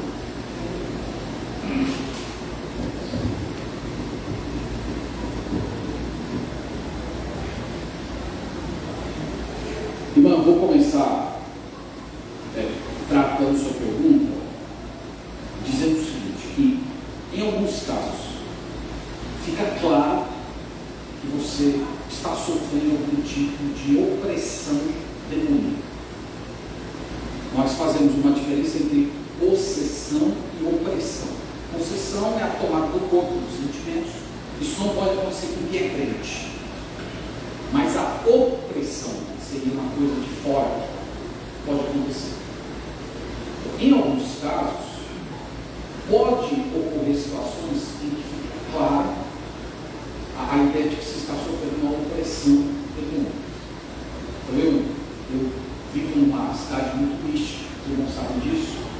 Candomblé, banda, religiões de matriz africana, elas são muito marcantes. De vez em quando eu tenho que ministerialmente lidar com uma situação desse tipo. Uma coisa que tem acontecido é que todas as vezes que eu estou tratando com alguém que está envolvido com práticas ocultistas, demoníacas, de alguma maneira isso causa algum reflexo em mim. E já aconteceu até mesmo de causar reflexo na minha esposa, sem ela saber que eu estava tratando, porque eu não falo para ela quando eu estou lidando com esse tipo de coisa, porque minha esposa sente medo, muito medo dessas coisas relacionadas a demônios. E já teve ocasiões de eu estar tratando com uma pessoa que estava tentando se libertar disso, eu estava evangelizando essa pessoa. E em casa, na nossa casa, começaram a acontecer coisas esquisitas, estranhas. Então, não vou mencionar aqui, vamos deixar os adolescentes, as crianças preocupadas à noite, na hora de tudo. Mas nós experimentamos isso. Então, irmão, em alguns casos, é muito claro, porque há uma relação direta. Eu estou tratando de um problema de pessoa endemoniada. Eu tratei de de um cara, evangelizei esse cara aqui, ele era líder de um centro, de um banco, e ele estava afastado, ele não estava indo para as reuniões, eu comecei a evangelizar ele, e logo que eu comecei a evangelizar ele, o pessoal começou a entrar em contato com ele, o pessoal que me contactava com ele há mais de um ano. Não, você tem que vir para cá, a gente está sentindo que você está esquisito. E justamente na época eu estava evangelizando ele. Mas eu estou dizendo isso, não, mas na maioria dos casos, nós não sabemos se aquilo tem como causa imediata Deus, ou se Deus está agindo através do diabo. E Deus age através do diabo. Martinho Lutero gostava de dizer que o diabo ele é o cachorro na coleira de Deus. Deus solta a coleira até onde vai e depois puxa ele. Então, Satanás ele não percebe que, mesmo com todas as coisas que ele está fazendo, ele ainda está dentro do universo do plano da vontade do Senhor. Ele não faz nada que não seja a vontade do Senhor. Ele só tocou Jó porque Deus permitiu. Então, na maioria dos casos, nós não temos informação sobre isso. Então, quando a gente não tem informação, eu acredito que o melhor é a gente fazer que nem Jó. Jó não sabia que Satanás era a causa imediata. Então, como é que ele se dirigiu? Ele se dirigiu a Deus. Porque ele entendia que mesmo que tivesse os sabeiros, os caldeiros, todos que estavam atacando ele, no final das contas, tudo aquilo estava acontecendo porque Deus quis. Então ele é tratado como sendo Deus, ele se dirigia a Deus. Então tem muito, vocês não sabem que tem muitos excessos cometidos em torno desse assunto. Eu não sei como é que essas coisas estão aqui, mas em Salvador tem coisas muito estranhas das igrejas acontecendo, as pessoas querendo saber o nome do demônio, qual é o nome do demônio que está atingindo você? É o trancador, é o bicho, não sei das quantas. E eles vão misturando, pegando os nomes das entidades das religiões africanas e transformando em demônios. É uma mistura de cristianismo com orixás, uma coisa muito estranha que está acontecendo em diversas igrejas evangélicas. Então isso é uma coisa completamente estranha ao Espírito do Novo Testamento. O Novo Testamento nos chama a não ficar, irmão, dando muita atenção aos demônios. Os demônios existem, eles são ativos. A Bíblia fala que nós não podemos ignorar os desígnios de Satanás. Então Satanás tem desígnios. Mas ao mesmo tempo, nós não somos chamados a construir uma vida cristã em torno da movimentação dos demônios. Tem crentes que transformaram a totalidade da vida cristã deles em uma batalha contra Satanás. Aí sabe o que isso acontece? Sabe qual é o efeito disso? Rouba o anseio por Deus e a alegria da salvação, a vida plena. Então se você acorda pensando que Satanás está rugindo ao seu redor, se você vive procurando Satanás em cada coisa que acontece na sua vida, furou o pneu do carro, Satanás furou o pneu do meu carro. Tem gente que vê. Essas pessoas, elas perdem a capacidade de se deleitar em Deus. Nós somos filhos da luz, nós somos pecadores perdoados, Deus nos deu promessas maravilhosas. O Senhor Jesus disse que estaria conosco todos os dias da nossa vida. Ele colocou o Espírito Santo no nosso coração. Nós podemos buscar, experimentar. Nós somos chamados, irmão, a viver a vida em torno disso, do relacionamento com Deus, sem ignorar que o nosso inimigo existe, mas sem dar muita atenção. Lembra que toda vez que os demônios se manifestavam perto de Jesus, perto dos apóstolos, eles nunca ficavam travando de luz, aquela coisa toda, mas calma, sai, vai embora. Então eu penso que é por aí que deve ser o nosso relacionamento com o Senhor. Bem, o nosso horário, né?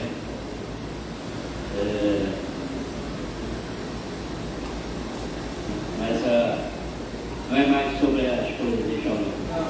Então eu vou dar mais essa chance aí. Irmão Eduardo tem uma pergunta. Não é sobre Jó, é sobre a esposa de Jó. Eu vou pedir desculpa que eu vou fazer duas perguntas. Pastor, já que foi citado o tema conversão, tem uma frase que vem me perturbando já há alguns dias, aí eu queria tirar um pouco da dúvida.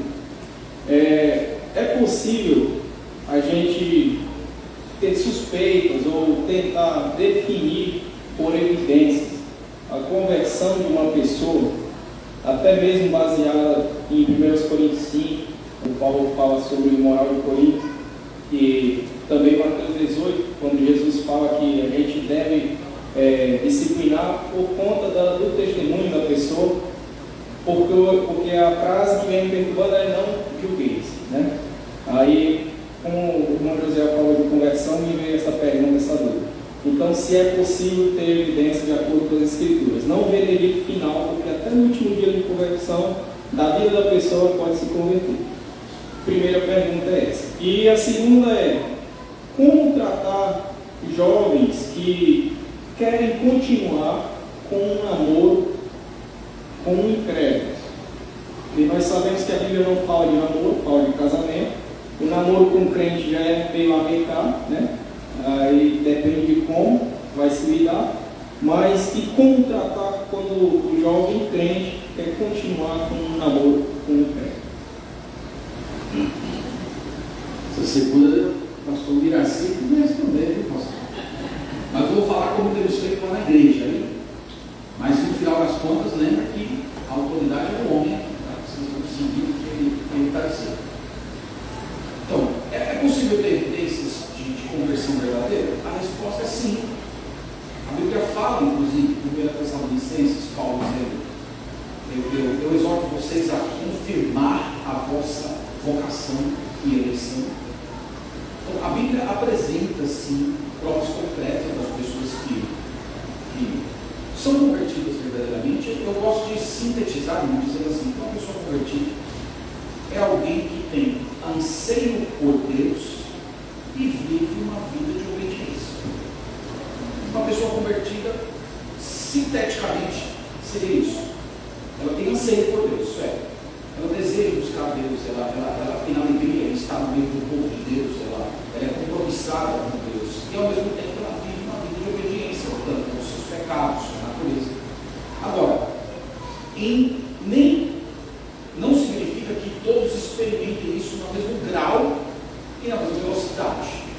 Se fosse comparar com a escola, temos que estão na primeira série, temos que estão já no ensino médio, tem alguns que estão ali no meio, tem alguns que já estão na universidade, mas o fato é que esses sinais, eles estão acompanhando, às vezes em algumas pessoas um pouco mais lento, em outras pessoas de uma forma mais pulsante, de uma forma mais vibrante. Então é possível ter. Agora, a Bíblia fala da apostasia, que são aquelas pessoas que experimentam certos sinais que se parecem com conversão verdadeira, mas que essas pessoas não permanecem no Senhor, elas até negam a fé. A Bíblia fala a respeito disso. E a Bíblia fala também daqueles crentes que passam a viver de uma forma tão mundana que, do ponto de vista externo, a gente não consegue ver se aquela pessoa de fato está andando com o Senhor, se foi convertido ou não. E aí que entra, você mencionou, o dispositivo da disciplina eclesiástica. Eu acho que a reação da pessoa à disciplina eclesiástica vai deixar claro no final das contas se é do Senhor ou se não é. Ou se é do Senhor, a disciplina eclesiástica vai doer, vai produzir quebrantamento, essa pessoa vai voltar. 2 Coríntios capítulo 4, capítulo 2, o apóstolo Paulo fala isso: não sejam demasiadamente ásperos, porque seja recebido novamente, e vocês acolham ele no seu choro, na sua amargura. E a pessoa que não é de Deus, ela simplesmente é disciplinada, vai para o mundo, fica feliz da vida, tranquilo, mergulhado nos seus pecados. Então, se essa pessoa não sofre nenhum tipo de julgamento de Deus hoje, que a Bíblia fala que o juízo começa na casa de Deus hoje. Então, se essa pessoa não sofre nenhum juízo de Deus hoje, ao contrário, ela está bem, ela está feliz, ela está plena, isso significa que o julgamento dela vai acontecer no juízo final. Isso é indicação de que essa pessoa não é convertida. E tem uma outra situação entre essas duas, que é a pessoa que é crente, mas que Deus vai amar. 1 Coríntios 5, o corpo seja entregue a Satanás e o espírito seja salvo por alguém que é convertido, mas que está sendo entregue ao domínio do inimigo. E ali pode acontecer o que for.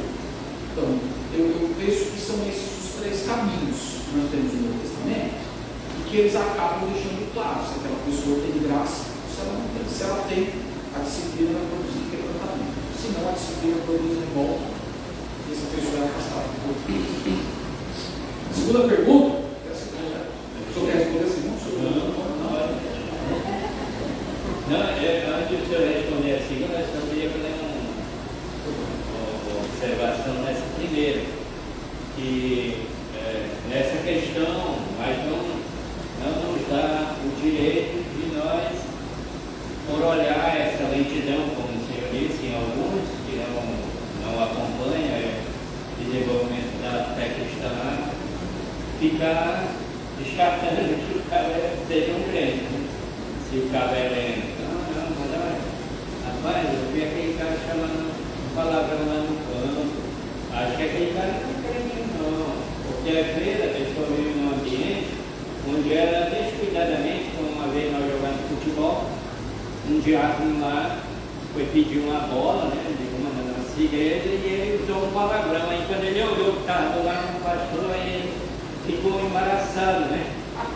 Aí eu descobri que ele joga num time de futebol, está no meio de descrente, e de repente aquilo virou um vício entre eles, e quando ele está no meio dos crentes, ele descuidadamente caiu na armadilha, né? Então,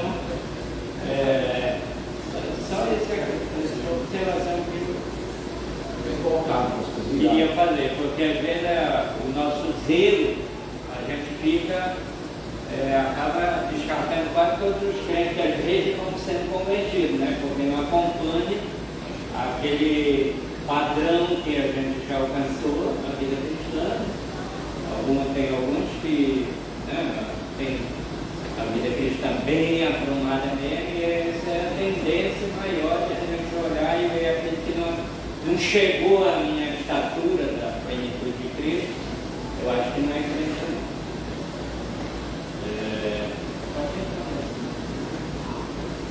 Irmão, na nossa igreja, os jovens que estão namorando com os crentes, eles são submetidos a um processo disciplinar. Esse processo disciplinar, ele é conduzido em diversas etapas. Não é uma coisa assim, começou a namorar hoje, domingo que vem, já traz para a assembleia. Normalmente é um processo um pouco mais lento. Processo disciplinar inclui, por exemplo, se ele começou a fazer um jovem, está namorando com uma moça não convertida, então se ele está indo no ministério da igreja, se ele toca, canta, ensina, seja lá o que for, então imediatamente eu já tiro a pessoa. Eu faço isso sem pedir autorização à igreja, ninguém, porque eu entendo que isso faz parte do meu trabalho de pastoreio das ovelhas. Então isso já é uma espécie de uma medida disciplinar. Não é a disciplina eclesiástica, porque a disciplina eclesiástica é aplicada pela igreja. Mas eu afasto essa pessoa e começo a fazer uma espécie de um acompanhamento. Então, me aproximar, fazer aconselhamento, tentar entender o que está acontecendo com a pessoa. Muitas vezes esse namoro com o descrente é apenas o fruto, tem uma raiz por debaixo, tem a ver com às vezes falta de caminhar com Deus, às vezes pressão do mundo. Então eu vou tentar de fato, de coração e livremente entender onde é que aquela pessoa está, quais foram os motivos, onde é que ela foi conduzida. Então eu vou levando essa pessoa em um processo, esse processo dura meses, acompanhando, procuro conhecer a pessoa que ele está se relacionando, evangelizo essa pessoa, convido para vir para a igreja. E depois de meses nesse processo, é que a gente vai começar a tratar essa coisa de que é um relacionamento inapropriado, as consequências disso que podem levar ao posicionamento da igreja.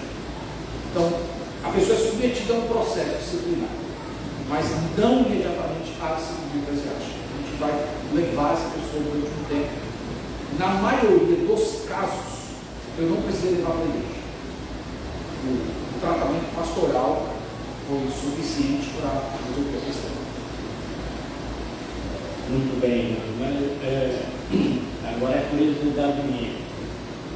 Mas no caso, aquela moça, aquele rapaz, está namorando com aquela pessoa, não é? Creio que o senhor está fazendo tratamento lá. Mas o senhor permite que essa pessoa participe da reunião jovem com os outros jovens da igreja? Sim. Eu só tiro a pessoa, pastor, da liderança, mas as atividades de participar dos cultos, eu inclusive incentivo. Porque a reação natural de quem começa a andar errado é querer se afastar das atividades. Não quer ir mais para a sala de jovens, não escolhe um local, não quer mais participar dos cultos. Então, nesse primeiro momento, eu luto para a pessoa ficar na igreja.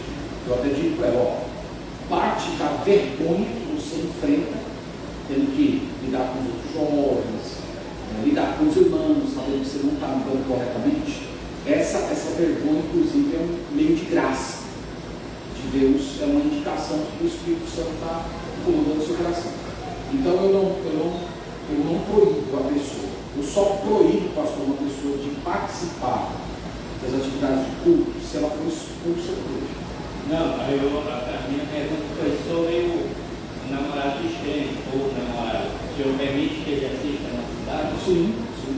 Assiste como descrente. E normalmente eu dou conhecimento aos jovens, né? Porque os jovens vão olhar lá um casal, conhece o jovem da igreja, por exemplo, e a moça que não é crente. Então eu dou conhecimento aos jovens, que está sendo tratado, está sendo acompanhado pastoralmente. Os jovens não pensar que aquilo é uma espécie de encorajamento, né? Então o pastor agora liberou aí, mudou com descrente e tal, né?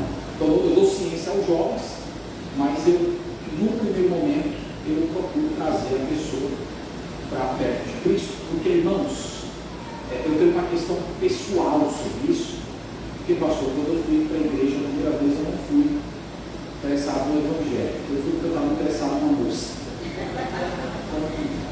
Eu olho um pouco para a minha história e digo, nossa, o pastor lá teve um pouco de paciência comigo, hoje eu sou pastor, então acho que eu tenho que ter um pouco de paciência também. Muito bem. Então, irmão, nós vamos convidar aqui, obrigado, pastor. Nós vamos convidar a secretária da escola para dar o seu relatório e o versículo, irmão, fica